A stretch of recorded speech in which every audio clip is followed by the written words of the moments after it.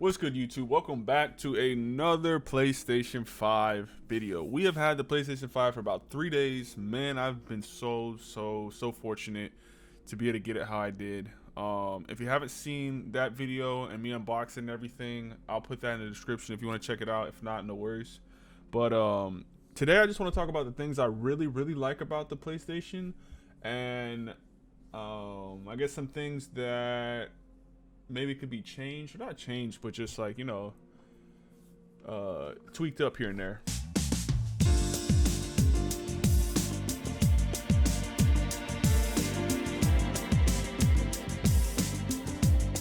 First thing I want to talk about is the controller. I think like this probably is honestly the best thing about the PlayStation 5 so far to me. This is the best thing. And it's crazy because when everybody first heard the PlayStation 5 coming out, watched that that little showcase, and then they got like the specs of all like the consoles and stuff like that. I don't think like much of anybody was really like talking about the controller. Like people were like, oh, like it looks cool, it's different, like it's a little bigger, and like they didn't go with the colorful or the PlayStation colored buttons like they normally did.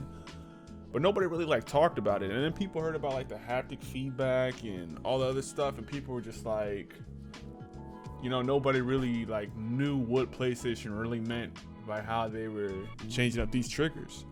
But the controller, I love it, man. Like, it took a while to get used to because it is a little bit I don't have my PS4 controller near me, but it is a little bit bigger than a PlayStation 4.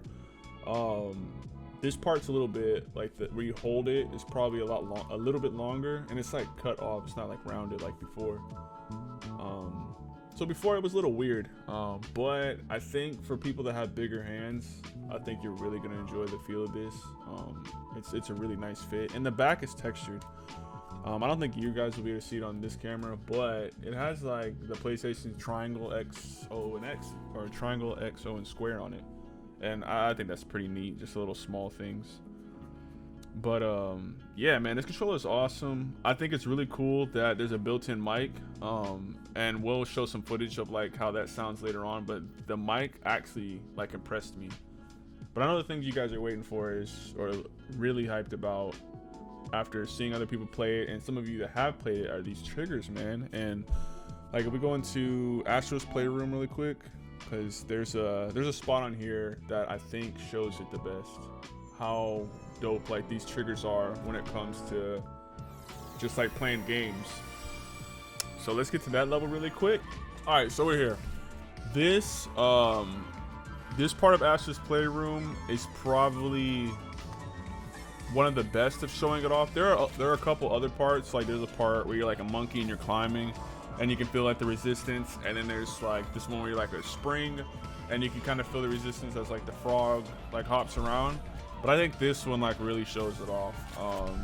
So when you like shoot and stuff, like the controller pushes like back, and I'm putting like a good bit of pressure down on like this trigger, and as you can see, like the trigger like fights back with like the recoil, and that is like, it's crazy like when you first like feel it for the first time, because it kind of just like throws you off, and you think like, maybe like you don't want to push down like too hard on like the triggers or stuff, because you don't want to like break it or actually like fight too hard against like the haptic feedback. But this controller is made out of like, this is good quality. Like you are not gonna break this no matter how hard you squeeze these triggers. Like it's actually pretty crazy. By the way, if I think like everybody should just straight 100% Astro's Playroom when you first get it. This game is so fun. If it had DLC, I would definitely like play that, because it literally shows off everything of the controller, and the game is just like, if you're a big platformer fan, like it is pretty dope. So the next thing I want to get into is the UI. It's different, and it's like, I wouldn't say like it's hard to navigate at first, but it's not like that jump from like the PlayStation 3 to the PlayStation 4.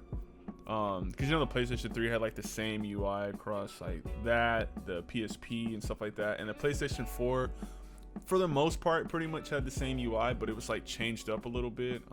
Just looked like a little bit more modern, and some like extra little features in there for you.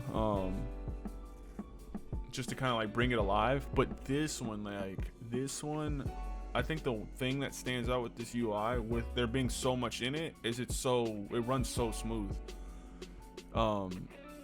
Like just going to like the store, for instance, like bam, like you're in the store and right here showing you what's hot, Assassin's Creed, blah blah blah, coming soon games. Like you go down and just want to look at some PS4 games that maybe you want to get.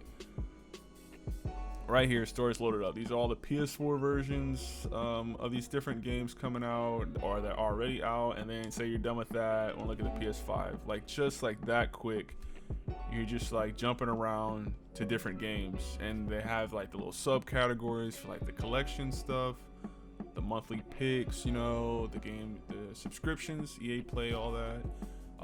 It's pretty crazy, actually, like how like snappy like this UI is. And I think honestly, like the little change up for it just like looks cool. I think it's like a good little like into the next gen thing. Like that's what we had in the past. Like this is gonna be something new. Like I think new is good, especially when you're talking about a new generation of consoles. But yeah, and it's pretty cool because they have like the games and stuff that you know that you just recently played and all that, and the library if you want to go there, so you can see like everything that you have, even from like the PS4. So like these are all the games that you could play on your PS5 that you've had on the PS4 or whatever.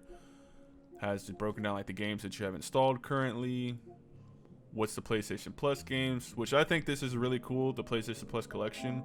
I'm hoping, I haven't read into it, but I'm hoping like it's like they add into this, kind of like what Xbox, you know, does with Game Pass, where they like add more games into that, which I'm sure they will going down the line. But I think that this is really cool. You're paying like your monthly for your PlayStation Plus, and then say you get the PS5 and you just get no games. Like you got all of these games right here, and a couple of them are optimized for the PS5, so you're getting like the graphics and the 60 FPS.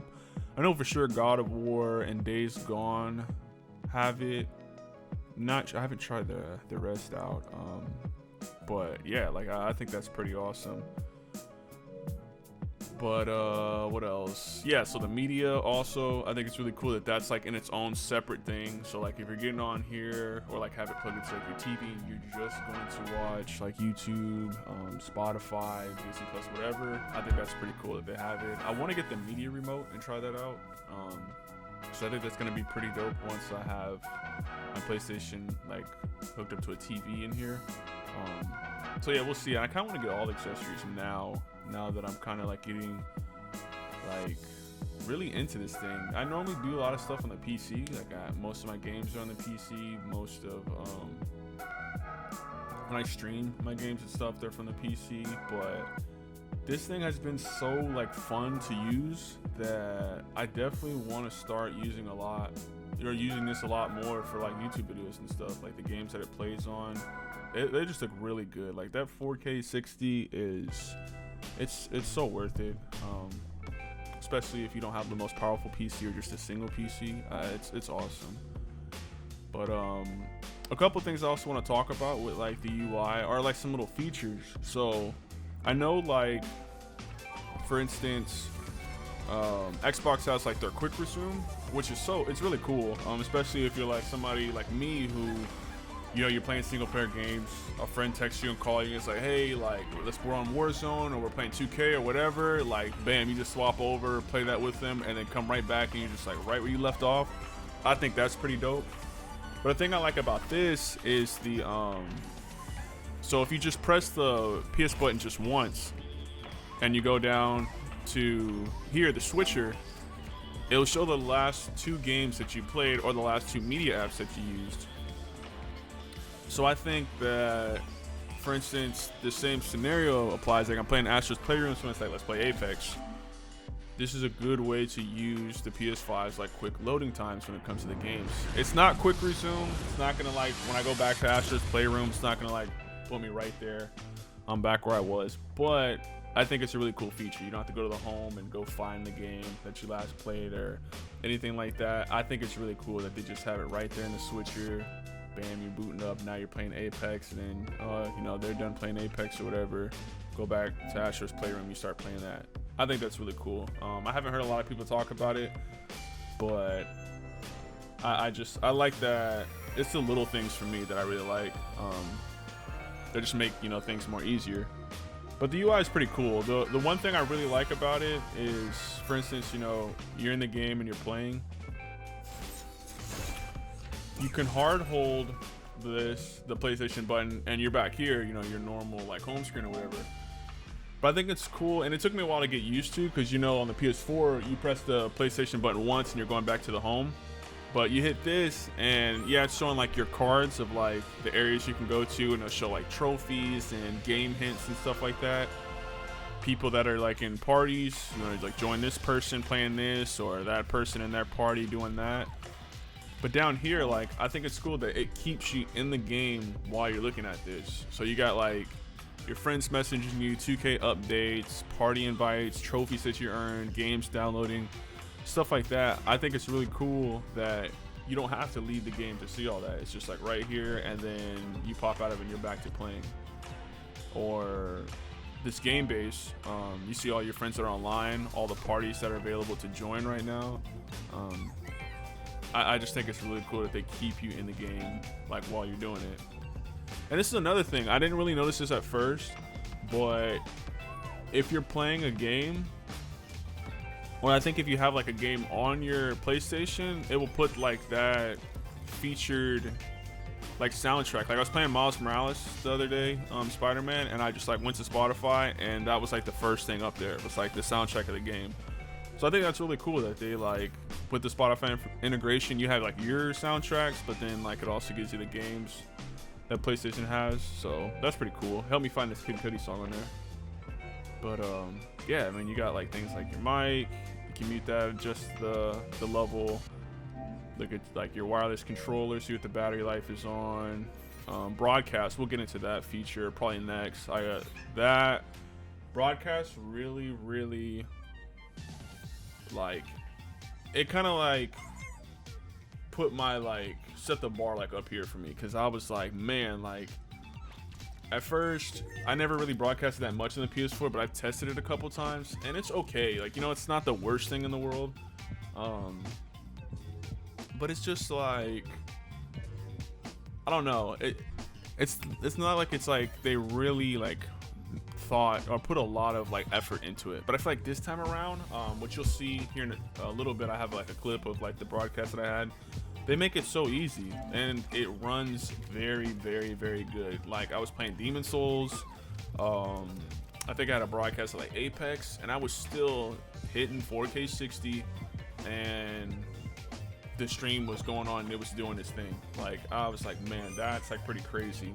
And the mic that's built into this controller is actually way better than I thought it was. Like, of course there's a mic built into a controller, it's not gonna sound like no XLR mic or anything like that, but for a mic that is built into a controller, it's like actually pretty good, and you guys will see that. So I'll go ahead and have that play for you really quick, just to see that little test. The stream quality it's like crazy. Like I said, like I'm sitting here running around streaming at the same time. The frames are still locked at 60. On performance mode, I believe it's a dynamic 4K, but in about the hour to 2 hours I've played through this game, I have not noticed a difference between putting it on cinema mode, which locks at 4K, keeps the frames locked at 30, between performance mode, 60, dynamic 4K. Have not noticed a difference.